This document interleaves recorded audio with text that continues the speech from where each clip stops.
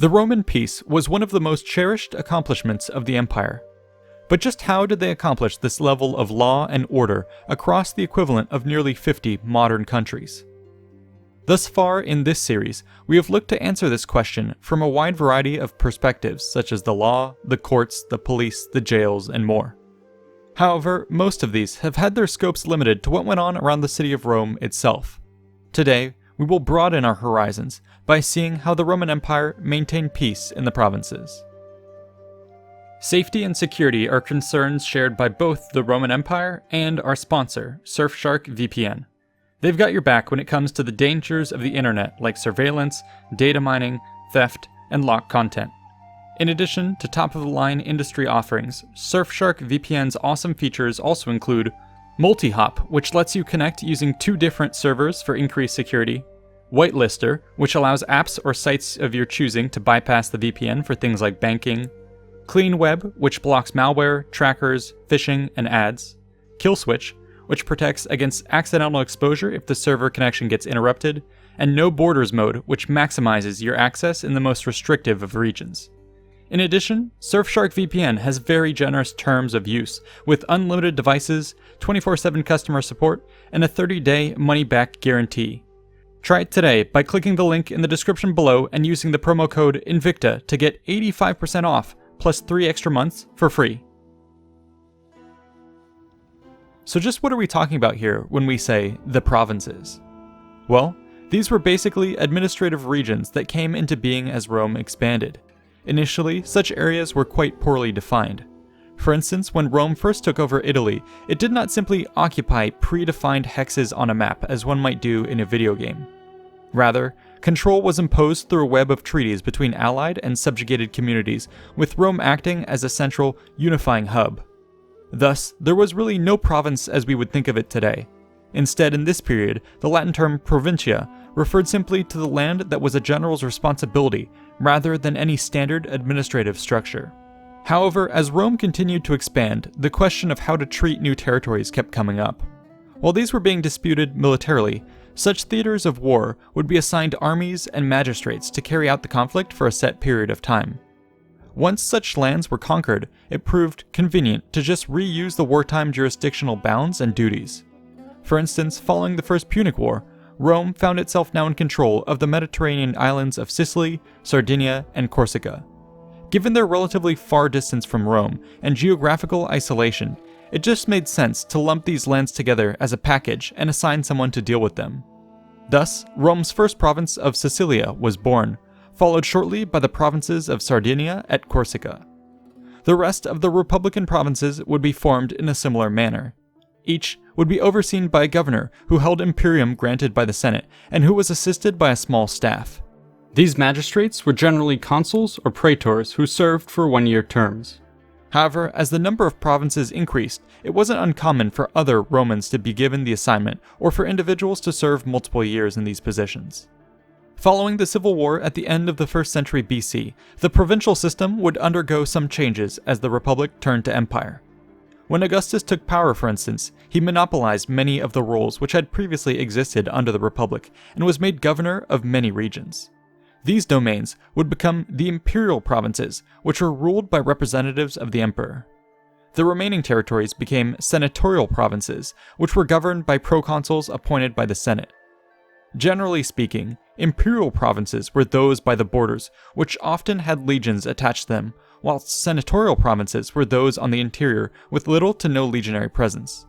Over time, the definition of these provinces would change as new lands were added or existing ones were reorganized. So what was the point of all that? Well, this structure is important to understand as it forms the basic administrative system by which peace was maintained in the provinces. After all, while the Roman government may have spread wide, it did not go very deep. Beneath the surface of each province would remain much of the local administration that had existed before. In many cases, cities, villages, and hamlets away from the Italian peninsula were left to rule themselves, but with a Roman flair. They were often responsible for managing their own communities, with appeals to the higher authorities being relatively rare and particularly noteworthy. Oftentimes, the attention of the Roman state regarding internal public order was not a thing that these communities wanted. Autonomy was highly prized, and imperial interference often led to unwelcome change. With all this framework in mind, let's now look at the various levels of law and order that trickled down to the average person of the provinces. The highest level of authority at the province level was the governor. They would be helped by a staff of assistants and advisors whose numbers varied based on the importance of the province and of the magistrate. These would generally reside in or around one of the large, strategically located cities of the region. However, the governor and his entourage were by no means constrained to such locations and often traveled around the province to conduct their activities. These duties primarily included the maintaining of public order, justice, and taxation. If they had questions, needed clarification, or were particularly hesitant about a certain point of law, they often sent letters to the emperor to receive official approval. Amazingly, we actually have records of some of these, which are fascinating to read. Here's an exchange between Pliny the Younger and Trajan. I'll read you some portions. Pliny begins, "It is my practice, O Lord, to refer to you all matters concerning which I am in doubt. For who can better give me guidance to my hesitation or inform my ignorance? I have never participated in trials of Christians. I therefore do not know what offenses it is the practice to punish or investigate, and to what extent.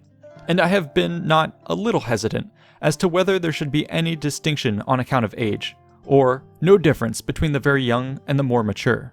Whether pardon is to be granted for repentance, or, if a man has once been a Christian, it does him no good to have ceased to be one. Whether the name itself, even without offense, or only the offenses associated with the name are to be punished. Meanwhile, in the case of those who were denounced to me as Christians, I have observed the following procedure." He then goes on to describe in detail his current actions and intended plans. To this, Trajan replies, "You observed proper procedure, my dear Pliny, in sifting the cases of those who had been denounced to you as Christians, for it is not possible to lay down any general rule to serve as a kind of fixed standard. They are not to be sought out. If they are denounced and proved guilty, they are to be punished. With this reservation, that whoever denies that he is a Christian and really proves it, that is, by worshipping our gods, even though he was under suspicion in the past, shall obtain pardon through repentance. But anonymously posted accusations ought to have no place in any prosecution, for this is both a dangerous kind of precedent and out of keeping with the spirit of our age." Here is another letter from the Emperor Commodus to the city of Bourbon. It starts with a 66-word list of his titles and a 10-word greeting. He then states, "I have commended you for your zeal and bravery, and I have endorsed the decision of the Federal Council of the Lycian League. For you set out with such great zeal to catch the brigands, and you defeated them, and either killed or took them captive. And the Lycian League acted justly when, in response to those deeds, it bestowed upon you the appropriate honor of increasing your vote by 1. This was bound to enhance your reputation, and it made others more eager towards such brave deeds. I have therefore confirmed the decision taken at the sitting of the federal body, and have permitted you to be counted henceforth among the cities that own 3 votes. The embassy was undertaken by Meleager, son of Meleager, grandson of Artemon. Be happy." I love these letters and the insight they give us on the pulse of the empire. As you can see, they highlight the numerous sorts of local issues people had to deal with. Let's now take a look more specifically at how the issues of public order, justice, and taxation were handled for a province. When it came to public order, this generally meant the deployment of military force. The governor held imperium and thus would have command of all the troops in the province. These might include some combination of legions, auxiliaries, garrisons, and militias. I should, however, note that reforms of the late empire would introduce the use of border and field units, which changed how the military command structure worked. Regardless, most of the time, the governor would be the one to wield the sword of Rome. This would be used to fight foreign and domestic threats. Governors, for instance, were expected to deal with enemy raids and even invasions. However, if things got too intense, they could expect to receive backup from other commanders or the emperor. Internally, the military might be used to squash rebellions, root out bandits, or suppress a disruptive cult. The brutality of such activities could be quite terrifying, as is evidenced by the response to the Great Jewish Revolts. However, not all events rose to such high levels of importance. There were constantly mid to low level threats scattered across a province, and it was impossible for the governor to be everywhere at once. Therefore, many cities, and especially small municipalities, were as responsible for their own defense against smaller issues as the governor was for the region as a whole. Such local forces, especially in the east, were often organized into bands led by aeronarchs, who were mostly wealthy, young men of cities and towns. Their troops and any assisting militias would be instrumental in clearing local bandits, capturing outlaws, and conducting limited detective work related to crime. The position of aeronarch was therefore a powerful and desirable one. Their word was generally taken as the final say in any case, and governors usually deferred to their decisions on matters. As with any other policing force within the Roman world though, this one was rife with abuse, and the aeronarchs could often be little better than bandits themselves during their tenure. This fact and the relative independence of communities could cause trouble. Towns often did not get along with their neighbors, and disputes between them could lead to open conflict over things like sports rivalries, boundary disputes, competing gods, or even simple ancestral disagreements. The governor, of course, attempted to maintain relative peace between them, but that was only possible to some degree. In one particular example, a man's donkeys were stolen. He and a local guard were able to track the thieves to the nearby town of Bacchias and found the thieves. As they were apparently about to catch them and make their arrest, however, the local guards of that town swarmed on top of the two, beating them severely and throwing them in prison for 3 days. When they were finally released, the thieves had obviously fled. In such cases, it would often be the Roman governor or one of his representatives who would mediate and ensure the restitution for the injured parties. To keep things under control and help out, the Roman military might also send a small detachment of men to a town. For instance, we have numerous examples of centurions being assigned to training the local militia and watchmen. This could be anything from managing the traffic in and through a city to helping a town defend itself against a particularly irritating group of nearby bandits. All this being said, just as today, there was no way to ensure perfect public order. Small, petty crimes often went unpunished. For these, the Romans often turned to magic and superstition. For instance, talismans were a commonplace item thought to protect the bearer against various forms of harm. If something did happen, often the first response would be to lay a curse upon the perpetrator, whether or not their identity was known. Curse tablets are a common find in Roman towns and cities, and could be for anything from someone hurting a person's business, to spreading gossip, to stealing someone's clothes while they were in a bath. In some cases, citizens banded together to police themselves, establish night watches, and institute fire brigades. However, Roman magistrates would keep a wary eye on such groups that could potentially cause trouble, sedition, and eventually rebellion. After all, the governor was responsible for the maintenance of the status quo within his province. He represented the ultimate stability of Rome, and this image had to be maintained at all costs. Let us now discuss the other primary duty of the Roman governor, dispensing justice. This principle in and of itself can be quite complicated when you consider the incredibly diverse nature of the Roman Empire. Its inhabitants were divided into different classes of citizenship, each of which carried with them certain rights and privileges. These included things like the right to vote, run for public office, hold property, marry, have a trial, sue in court, and enjoy a whole host of other benefits. It could all be quite confusing. Thus, to facilitate things early on, the Romans actually adopted a form of international law, which could be applied widely and helped level the playing field somewhat. Most of the time though, local, native laws ruled day-to-day life for those in the provinces. However, as Rome settled into its role as a cosmopolitan empire, it would increasingly open the doors to its citizenship. In fact, in 212 AD, the Emperor Caracalla issued an edict which declared that all free men in the empire were to be given full citizenship and all free women were to be given the same rights as Roman women. Thus, we see that the exact type of justice to be administered by a governor varied throughout history. Generally speaking though, when they did get involved, it mostly came in the form of setting up judicial proceedings to hear and judge cases. Oftentimes, these were held in the governor's court, but could also be set up remotely when the magistrate toured his domains. In these trials, the governors held supreme authority and were, for example, the only ones vested with the power to impose capital punishment. Those with sufficient rights could challenge a ruling, but this proved incredibly burdensome, as the appeal would have to be presented all the way in Rome before either the praetor urbanus or the emperor himself. Cases were therefore best won by calling on allies with deep pockets or friends in high places. It should be noted, though, that not all cases were tried before the Roman governor. As was the case with public order, much was handled on the local level according to the customs of the specific community. A good example of this whole process in action is with the trial of Jesus as told by the Bible. In this case, Pontius Pilate was the governor of Judea, who was currently in Jerusalem to oversee the celebration of Passover. Roman-Jewish relations were incredibly strained at the time, and both he and the local authorities were wary of anything that might spark a riot. Thus, when Jesus entered the city being hailed as king, the local authorities hauled him before the Romans lest they face any backlash for the situation spiraling out of control. The Jewish leaders met Pontius Pilate by his judgment seat near the Praetorium. Here, they accused the rabble-rouser of several charges, the most serious of which was sedition. Pontius Pilate, however, was wary of getting involved in this sensitive case and tried to pass it on to King Herod, claiming he had no legal jurisdiction. Herod likewise rejected the case, sending it back to Pontius Pilate, at which point the Roman began a hearing. We have no records of the proceedings, but it seems that the governor questioned Jesus and eventually asked the crowd whether they wished Jesus or another to walk free. When they chose the other man, the order was put out for the crucifixion of Jesus. In the eyes of Rome, this was a success. The governor had ensured a peaceful Passover at the mere cost of a Jewish peasant's life.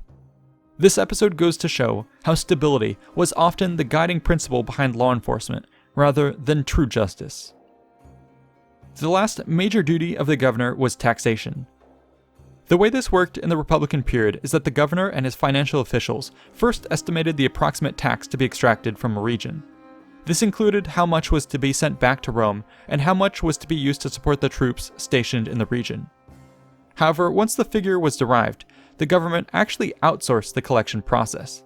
The way this usually worked is that an auction was held whereby private contractors would bid on the job. These publicani would promise the government a lump sum up front in exchange for the right to earn a profit by taxing the province an even higher amount. Such tax farming inevitably led to ridiculous amounts of corruption, exploitation, and oppression that eventually led many provinces to the brink of revolt.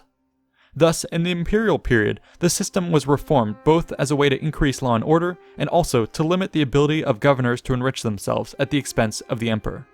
The model of this new system was one of direct taxation, largely based on wealth. Its implementation was regulated by contracts which laid out the sums to be collected by a town or local magistrate at each harvest.